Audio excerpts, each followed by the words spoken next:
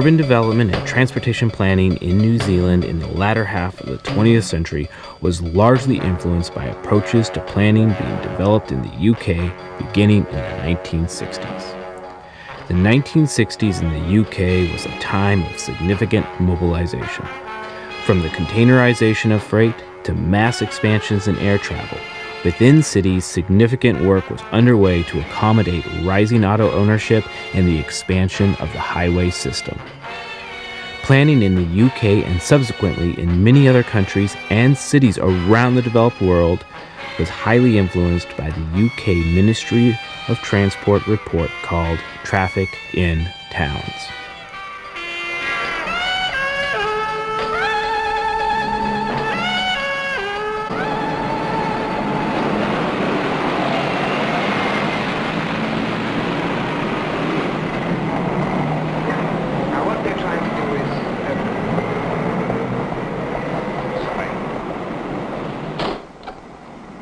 This really explains what I was trying to say.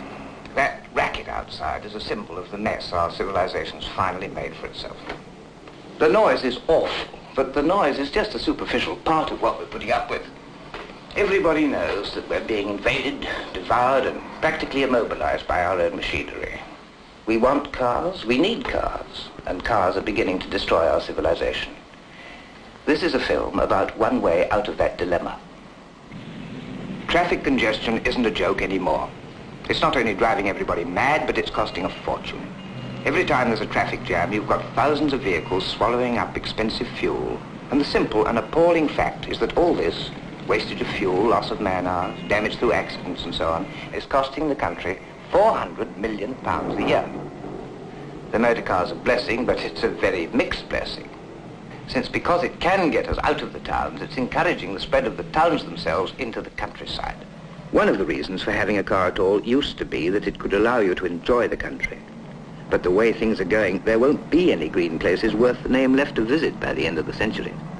We can't disinvent the motor car. Society accepts it and doesn't want to be rid of it.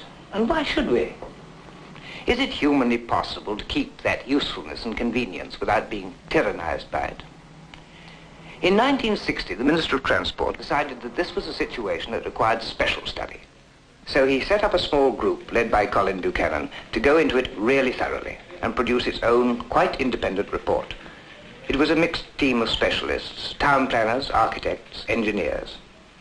This group has now come out with this report, and if anyone can tell us what the problems of the next 50 years are going to be and what the solution is likely to be, surely Mr. Buchanan should be the man to do it. One thing we feel quite certain about is that solution is not the right term. There are no straightforward answers. This is much more in the nature of a social situation, which has to be dealt with by policies applied over a period. But surely there must be some fundamental reason. The trouble really is the traditional arrangement of buildings along streets, which has been the basic form of towns ever since towns began. This arrangement has been put out of date by the motor vehicle almost at a stroke. The double-sided street, serving for the movement of vehicles, for direct access to premises, and for pedestrians, seems as though it were designed to produce traffic jams and confusion. It may not have mattered very much in the days of horse-drawn vehicles, but it produces disastrous mixtures of traffic and pedestrians now. Whichever way you look at it, towns seem to be all wrong for motor traffic. Too many twists and turns, too many intersections, no room for parking. Did you catch that? It's easy to miss. What Buchanan is suggesting is not that cars are actually wrong for cities, and therefore we should work on transportation modes that are better suited for urban environments. Rather, he is arguing that cities themselves are an impediment to cars, and as we will see in a minute, they should be fundamentally altered to be more accommodating for personal vehicles. This is a critical concept that emerged in the mid-20th century. Contriving accessibility for vehicles is only one part of the problem. The other part is to ensure that there isn't a devastating effect on the surroundings for living, or as we call it, the environment, by the universal presence of motor traffic. Surroundings have suffered terribly already, but as we've all grown up with the motor vehicle, we tend to take its adverse effects very much for granted, but we don't have to do this. There seem to be certain values in towns which we need to reassert. There is the right to be safe from traffic, instead of having to worry constantly about the frightful penalties which a moment's forgetfulness may involve.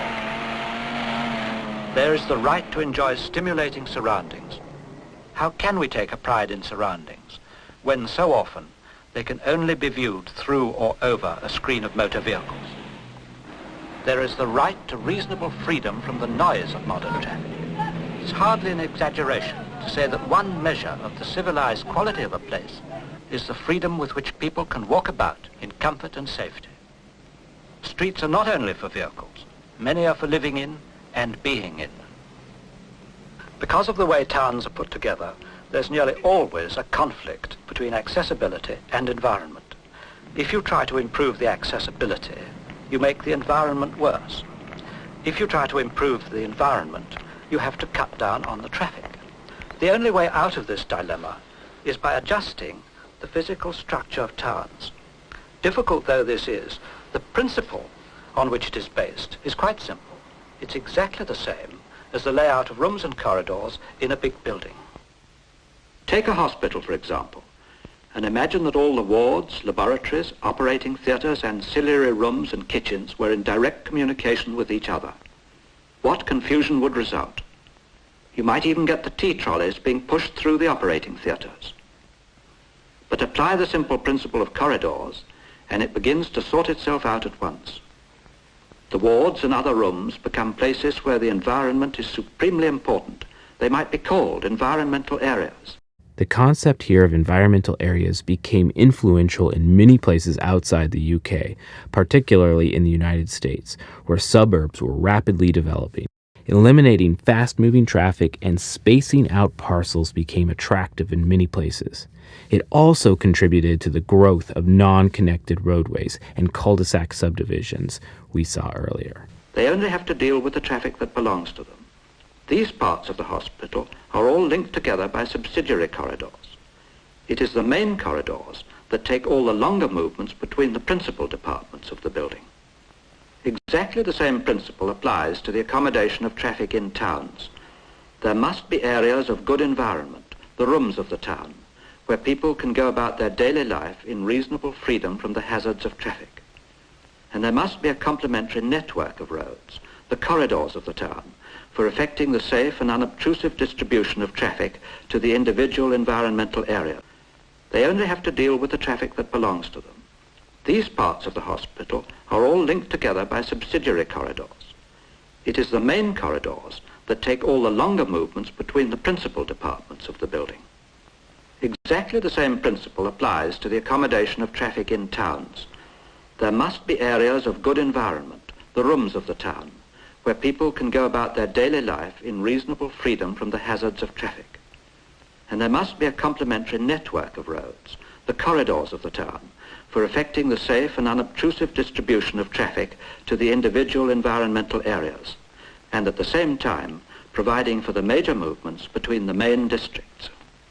What Buchanan is formalizing here, and in his report, is another important concept that would later become influential in the development of suburbs in New Zealand and many other places. This is the concept of hierarchy of roads. When combined with his environmental areas, the Traffic in Towns report is, in a sense, hearkening back to an earlier idea of boulevards and wide-open spaces envisioned in Ebenezer Howard's 1902 Garden Cities concept. How do you restrict traffic? This is a very difficult point of which we haven't much experience so far. There are various possible methods. A system of permits for entry into defined zones, a system of pricing the use of road space, or, and this is very important, you could control the amount of parking, where you provide it and how much you charge for it. But in the long run, a great deal is going to depend on public understanding of the position and on the maintenance of good public transport. Though very quickly mentioned, these concepts of pricing roads and parking and the provision of public transport supply are now fundamental to transportation planning. They fall under the umbrella of transportation demand management. Common economic thought tells us that people respond strongly to price signals. For example, when the price of gas increases, people tend to drive less and seek alternative modes. When gas prices are very low, people drive a lot more than they usually would. The same concept can be applied to roads and parking.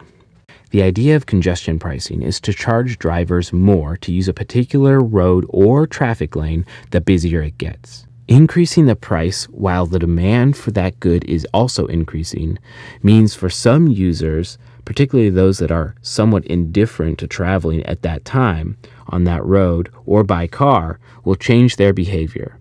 This will reduce the overall demand for the priced facility. In theory, if priced high enough, congestion can be reduced or eliminated.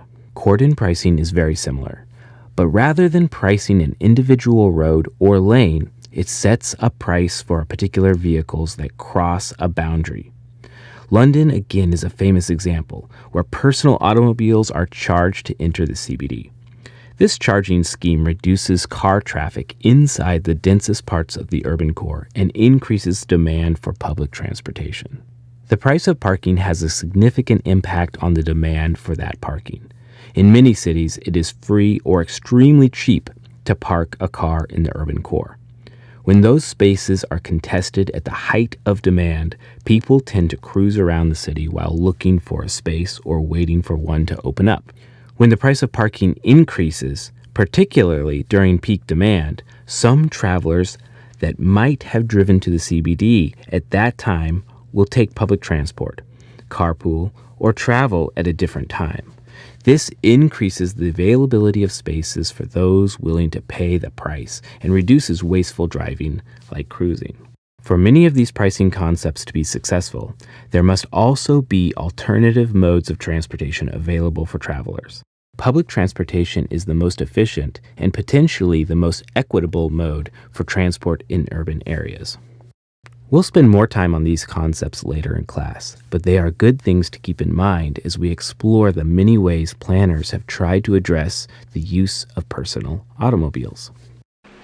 Well, this report says that we are now stuck with the fact that we've now got to decide whether or not we are going to invest a sum of money in road development that at least bears some relationship to the amount we invest in the cars that cause the trouble. The only way in which we could put back into the area all the accommodation and activities that are there now and cater for all the traffic was by inserting a completely new level for living, a building deck 20 feet above the present ground level. On this deck, the new buildings would arise, and here people would live and work and shop and enjoy themselves. But it would not be a solid deck. It would be liberally pierced to let in air and light to the traffic roads underneath and to give vistas and views both for the drivers below and the pedestrians above. In this area at the present time, probably no more than 3% of the people who work here can come by car, and probably less than 2% of the shoppers. This is perhaps the most iconic image to come from the Traffic in Towns report. The idea of grade separating traffic, people, and buildings is a fundamental rethinking of the way cities work. It also is an idea that is still enshrined in urban planning, where highways are elevated over the city and roads cut under buildings. Even to this day, the concept of putting a car above or below urban activity so as not to impede the easy movement of the personal automobile is a concept widely accepted and utilized. It would enable a far greater amount of the traffic to come very conveniently underneath the buildings, 10 times as much as can come today. There would be some 24,000 parking spaces and loading bays, so all the future commercial, business and industrial traffic could be dealt with. With this complete reconstruction, it would be possible to handle about 30% of the future demand for travelling to work by car and about 60% of the demand for shopping. Conditions would be infinitely better than they are now. All the existing facilities would be replaced with the addition of other things, such as a primary school and pleasant open spaces which are not there at present. On this deck, it would be possible to recreate in even better form those things which have delighted man for generations in towns. The snug, close, varied atmosphere, the narrow alleys, the contrasting open squares, and the effects of light and shade.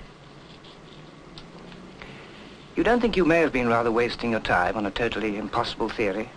After all this couldn't ever be done, could it? There's nothing impractical or fanciful about this. It would work, it would give a wonderful environment for people, and it would take a lot of traffic.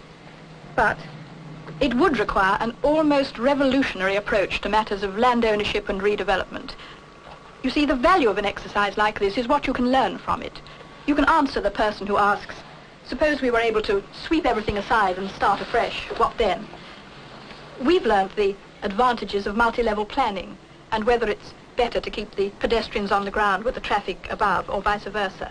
And we've shown that when you really start designing for motor traffic, determined to make a job of it, then something completely new emerges, a complete departure from the old arrangement of buildings strung along ordinary streets. But this total war on buildings, it would gain a lot, but surely there'd be losses too. There must be things that people would like to keep, even if they do make difficulties. This is absolutely true. So we did a second exercise to show how buildings worth preserving in the area could be combined with new development. We have preserved Fitzroy Square, for example, and it results in a very interesting combination of old and new, of lower and upper levels. Of course, with these buildings and features preserved, it wouldn't be possible to contain as much traffic as in the scheme for complete redevelopment. But even so, it is far more than can decently be accommodated in the area today. I know I keep saying it, but it does seem to be pie in the sky. Would you really say it's a practical scheme? It would have been a perfectly practical scheme a few years ago. And why not now? Because it does require large-scale redevelopment, and the chances of doing this have been prejudiced by the piecemeal reconstruction of individual buildings, buildings which petrify the existing inefficient layout. Gradually, building by building, this area is being reconstructed by owners and property developers. New buildings, but the same old sites and the same old street patterns. The opportunity for a new, practical, comfortable and safe shopping and business area has slipped away, for a generation anyhow. It's pretty obvious that we shall never get anything like this if we rebuild in penny packet installments. We need to tackle the comprehensive redevelopment of large areas, and this will call for a new kind of cooperation from the owners and developers of property, a readiness to join together in the exciting business of creating a new environment. Sometimes they may have to pool and reshare their interests, to postpone or advance the redevelopment of a site, and always to think in terms of the public as well as the private advantage. And the public authorities have their responsibilities too. Unless they give the lead, we won't get the right kind of development on the proper scale. It's also their responsibility to study traffic and movement objectively, and to base their plans on facts and not just hunches. And the third factor, surely, is the public. They, that's to say us, have got to put up with a lot of new ideas and a lot of upheavals and inconveniences. That's something you planners have got to take into account. There is, of course, plenty of evidence already to show what happens when all these interests do get together to build a new and better environment for people.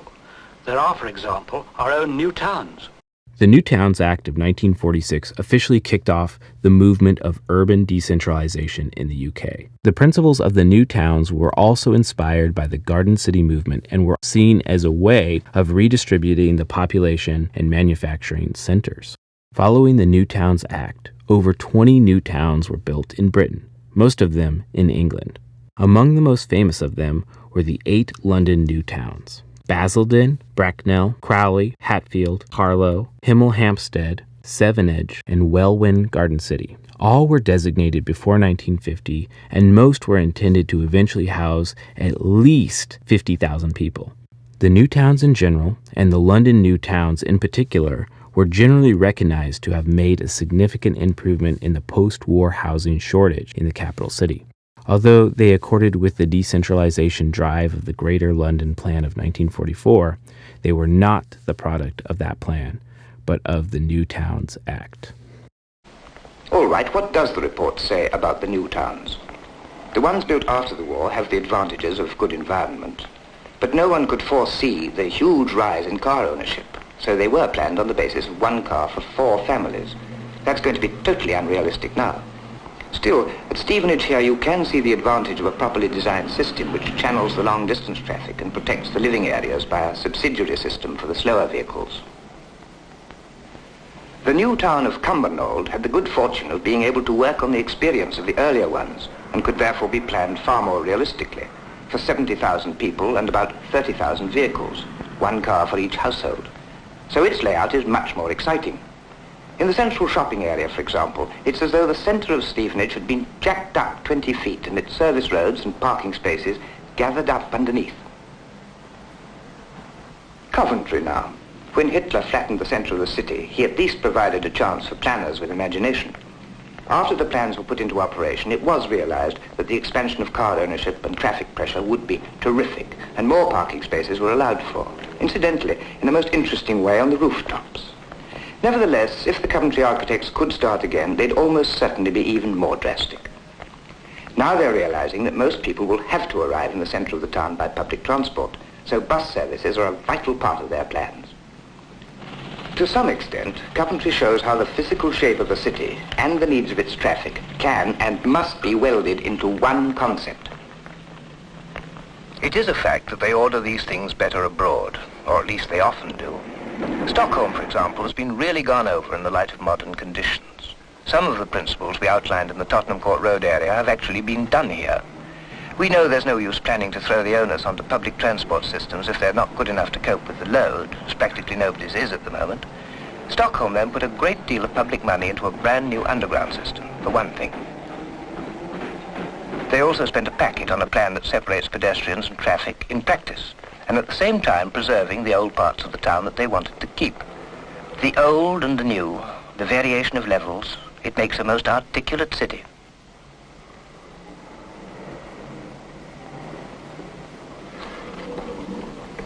Well, what does all this amount to? As I see it, it amounts virtually to a state of public emergency. I don't think that's in the least an exaggeration. If we let this traffic thing drift, we're going to suffocate in it. However, although this report of Colin Buchanan's is pretty terrifying, it isn't negative. It does show very clearly that there are an enormous number of things that can be done about it. It shows how we can get the best out of the motor car. Maybe not as much as everybody would want in the big cities, but far more than is possible at present. But it won't be easy, it won't be cheap, and it won't be quick. It can't possibly be done overnight, for it means the physical reshaping of towns and cities. And it's going to be a question of hundreds of millions of pounds. All right, the country spends immense sums on all sorts of things. Our only decision about the ideas in this report should be, are they worth it? But this we've got to accept, that no matter what we do about it, the next 10 years are going to be hell. We shall never, in any circumstances, be able to keep pace with the growth of cars. This is what the report says. People don't seem to be put off by threats of congestion. The population appears as intent upon owning cars as the manufacturers are upon meeting the demand. The report also warns us that in the next 10 years, the car population is going to double itself. If there isn't to be absolute chaos, we've got to hope for what Colin Buchanan calls an almost heroic act of self-discipline on the part of everybody who uses the roads. But this interim period doesn't have to go on forever. An enormous program of reconstruction is coming to every town and city. There's no possible way of avoiding it, even if we wanted to. Half the country needs rebuilding anyway, and this is our great chance to rethink our environment in a truly human and creative way. A way designed to fit the motor car realistically into our lives. It could be a pretty nice country, you know.